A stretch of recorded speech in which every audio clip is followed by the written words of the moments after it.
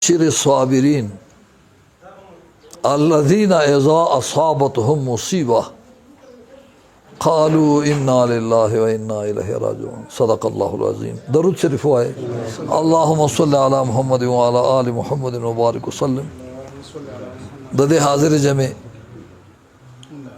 د مشرانو د کشرانو په اجازت عموما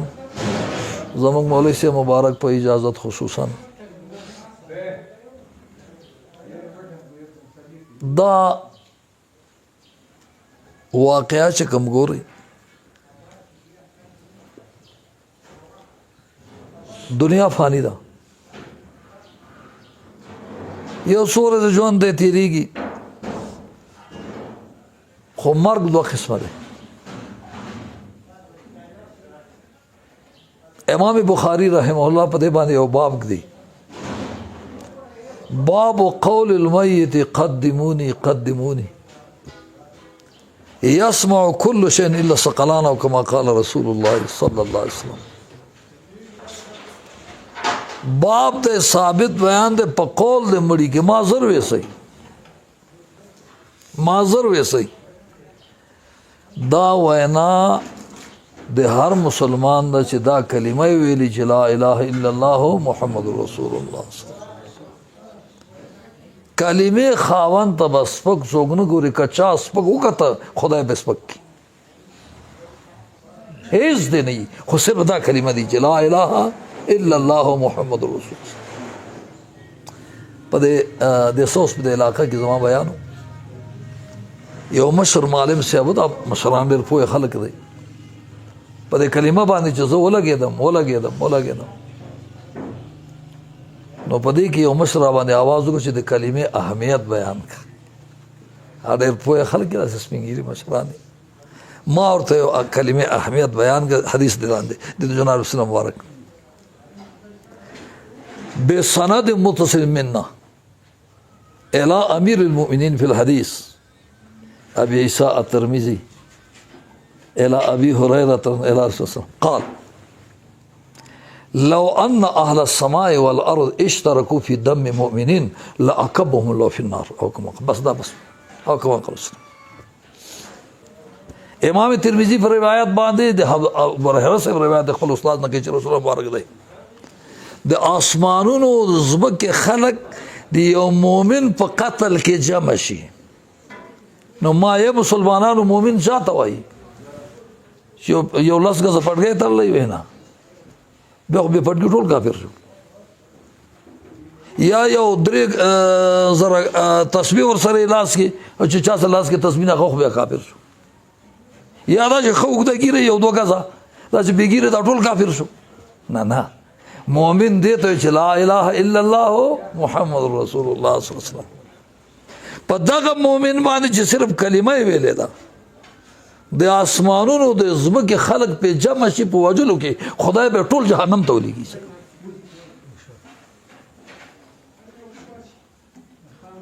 شاه اشرف علي تنویر رحمت الله علیه مبارک په ترابون کې په داسې لار باندې روان دی یو شرابي پرور دی او د خولې نه زګونه زی یو سړی را لغته ورکړه په د خوله تنویر صاحب رحمت الله مبارک چورته وکړه مکه شرط خو دا کلمه ویلي چې لا اله الا الله محمد رسول الله د مشرانو دا نظر صاحب الحمدلله ټول مسلمانان یوم کافر نشته او شکر دی چې په جنازه جمع شي خلک. یو صحابي دی دغه زوی وفات شوی دی ته وګوره په میدان کې 100 نفر به جمع شوي چې دا جنازه غسل ورکړی شوی دی کفن ورکړی شوی دی زوی دی وباسي نه هغه سړی راغی صاحب 100 نفر نه معلومېږي جنازه یې سره کړي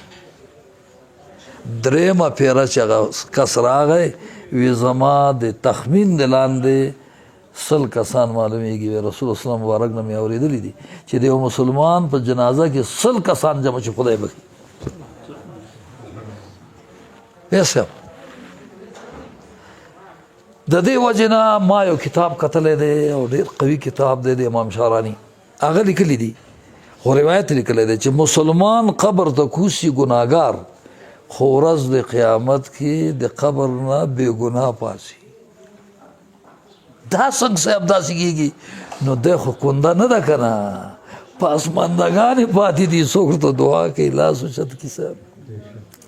څوک د قرآن شریف تلاوت کوي، څوک په عربو کې د خانه کعبې نه طواف کوي. دا پلار ته لېږم، دا خپله مور ته لېږم، دا پلان ته، دا چېرته بې ځایه خو نه ځي صاحب. نو د دې وجې نه مسلمان خامخا چې جنازه روانه آواز کوي، زر زر ما ویسئ، زر زر مې ویسئ، زر زر مې ویسئ. هر څوک یې اوري، خو پیریانو بنی آدم یې ځکه نه اوري چې دا په ایمان په غیب باندې معتبر دی. که سړی واوري بیا خو به هر سړی مني. یو مولوي صاحب لکه څنګه ستاسو مولوي صاحب یو کس ولراغه د مولوي صاحب ته وی چې یاره تاسو ملایان وایي چې په د قبر کې دا بنده چې کېښودی جون دا بیا را پاسولی کېږي او د سره حساب کېږي.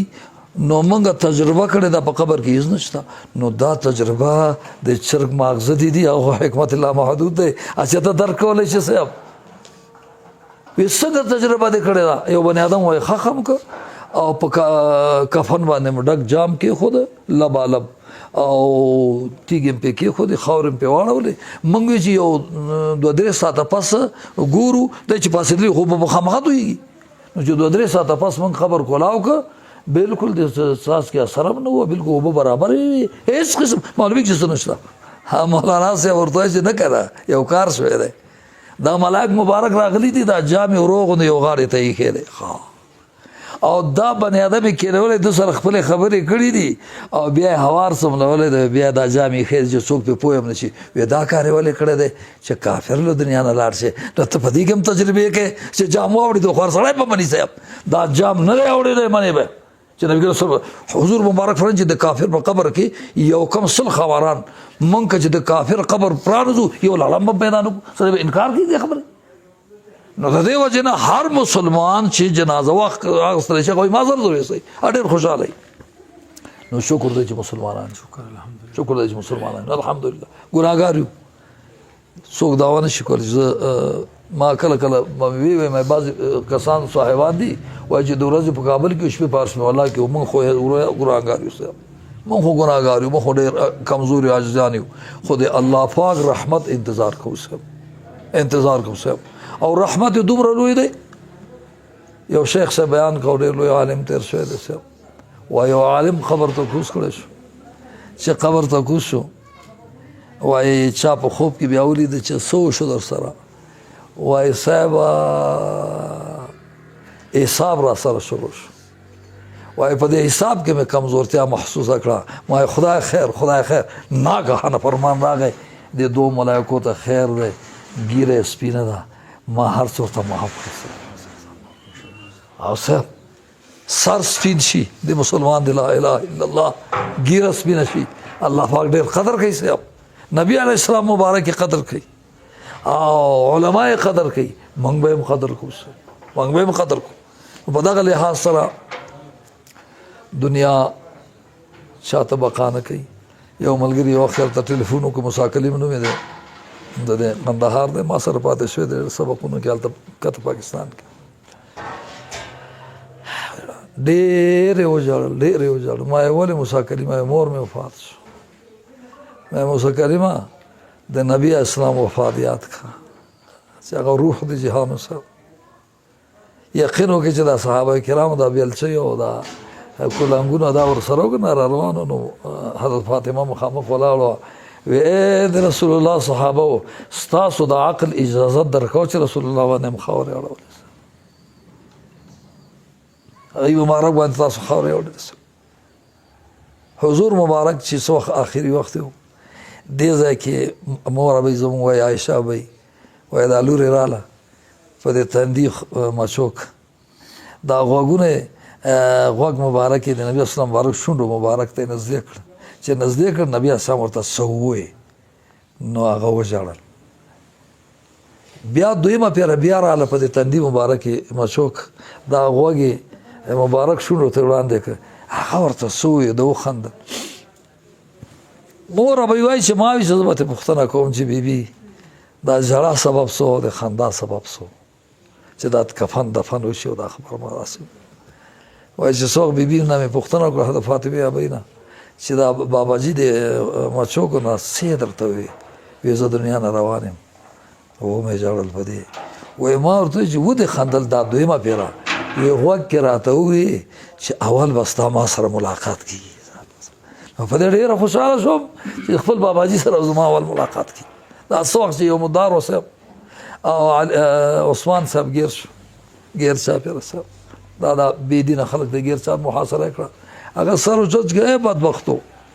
ما د نبي اسلام مبارک نه اورېدلي چې مسلمان وجل ناجایز دي خو یو درې شی کې جایز دي یو دا چې د خدا ناخواسته بدعملي وکړي او د شادي شدی واده یې کړی نو دی بیا سنګسارول پکار خو چې شاهدان څلور شاهدان یاسم نه دویم دا چې دی مرتد شوی دریم دا چې قتل نه حق کړی ما خو نه بدعملي مې کړې نه په کفر کې اسلام خو لا پرېږده او دې طرف ته زه خو چې نو اسلام مبارک سره مې لاس ورکړي زه مرتد شوی دی او څوک ما وجلي نه دي علي صاحب راورسېد چې راورسېد صاحب اجازت راکړه فعل کو جنگ د خلکو سره ځکه خلیفه د مسلمانانو اجازه بغیر ناجایز ده وی نه تاسو ته اجازه نه درکوم ځکه چې ما د نبی اسلام مبارک نه اورېدلي دي چې زما په امت کې یو ځل توره ښکته شو تر قیامته وروچته چې دا روانه ده صاحب دا روانه ده البته بیګا مې خوب لیدلی دی رسول الله صلی الله علیه وسلم مبارک مې خوب کې لیدلی دی او ما ته چې عثمانه که جنگ کوې الله به امداد درکوي او که صبر کوي نو ماښام به ما سره روژه ماته د روژه وسه بس زما خوښه ده چې نبي اسلام مبارک سره روژه ماته کوم یو سړی راوخوته صاحب په دیوال باندې په خنجر ګزار وکړه اوس هم هغه د وینه په قرآن کریم باندې پرته ده صاحب فسیکفیکهم الله وسب العلیم دا قرآن شریف په مسکو کې دی عجایب اگر کې اوس هم پروت دی صاحب د عثمان سے په خپله لیکلی دی په خپله جمع کړی دی د سطح مې موجود دی او وینه اوس هم پې پرته ده ما ستاسو خدمت کې عرض کوم دنیا فانی ده چا ته بقا نه کوي د چا به پلار ویسي چا به مور د چا څه نو کله کله زه بیان کې وایم چې زمونږ خو مور او پلار الله تعالی اغوستي دي خو د چا مور او پلار ګوره ژوندي ګوره چې خفه یې نه کوي ګوره والد محترم چې وفات شو صاحب نو د هغې قبر ته به کله کله راتلمه والده بیا موره به یې پس کړه او بیا وفات شو نو چې قبر ته رالم یو دوه شعرونه به مې ورته ویل یو شعر به مې دا ورته وی غږ درته کړم نارې مې ناورې بیا به جهان را پسې ګورې نه به یې بس دا سپین ګیري مه خفه کوئ صاحب داسې لاړ شي بیا نه راځي غږ درته کړم کله کله وایي که نه دادا یا دې نه پوهېږې غوږ نه ږدې ورته نه غوږ ورته ږده چې څه وایي غږ درته کړم نارې مې ناورې د مور لوی قیمت د پلار عبدالخالق خشدواني یو عالم تیر شوی دی هغه سبق طالبان ته وایي ناست یو طالب راپاڅېد وایي صاحب بیګا مې خوب لیدلی دی وایي څه لیدلي وایي ستا په دې ږیره باندې ملغلرې اچولی شوی وی وایي صدقته بلکل صحیح یو بل طالب راپاڅېد چې صاحب کښېدی چې دروغ وایي ته څنګه بغیر د الله تعالی رښتیا وایې نه که نه بیګا ما یو عمل کړی دی څه عمل دی کړی دی وایي مور مې په دې صحن کې روانه وه او چې په کوم ځای به قدم ایښوده ما به پې ږیره ګرځوله په هغه ځای باندې نو تاسو که دا خوب کې دا ملګری ولیدې په دې ځای باندې دا مشران ځي دا بیا نه پاتې کېږي سر نو یو به مې دا ورته وایي چې غږ درته کړم نارې مې ناورې بیا به جهان را پسې ګورې نه به او دویم به د احمدین طالب یو شعر احمدین طالبه زر زر یار په خلا کا یعنې څنګ د دلدار نه راځي بیا چې یو ځل دا لاړ شي دا حضرات بیا نه راځي خو دومره خبره ده موږ په دې مطمئن یو زموږ د عقایدو یو کتاب دی هغه لیکلي دي شرقای دورتوي مولوي صاحب پېژني وفي دعاء الاحیاء للاموات وصدقه بنفع لهم په دعاګانو د جمدو مړو ته صدقات د ژوندو مړو ته فایده رسي تاسو چې څومره څه کوئ باقي طور ته ویل کی حدیث مبارک کې راغلی باندې یو روایت راغسته دی چې څو وخت تاسو عمل وکړ خپل مړي د دیو بخه نو حضرت جبرئیل السلام مبارک د جنت په غوري کې هغه ثواب راوالي او د قبر سر ته ودرېږي اے فلان د فلان کې طرف مې تحفه درته وړې ده او راضي آسانه ما خپل کړي تاسو یو کوي زه توکل په خدای خبر رسول جوړیږي بیا سب مولانا محمد زکریا صاحب رحمه الله دا واقع لیکل دا په فضایل ذکر کې بیا هغه حواله ورکړه دا په مرقات شریف باندې مرقات شریف حواله ورکړه د فتوحات مکی باندې یو عالم د ابن عربي هغه یو ځکه دعوت کړو زه په دعوت کې شامل وم خو په دې دعوت کې یو ظالمای موږ سره ناس تو چې د صاحب کشف خلق وي چې دته انکشاف کیږي ولی د خدای دی په دې مېز د دعوت کې دغه ظلمي ډېر وځړل چې ډېر وځړل نو ما ته چې ولی ځړې دا کور خوانم خدای په خوشحالي راغوت وی ځانم بنه یو درې ورځې کېږي مور مې وفات شوې ده اوس په دوزخ کې ولاړه اوس دې تلک وخت شي دا ډېره قیمتي خبره ده ابن عربي وایي چې ما ته حدیث رسول مبارک رسیدلی دی چې څوک 80,000 کرته د لا اله الا الله ختم وکړي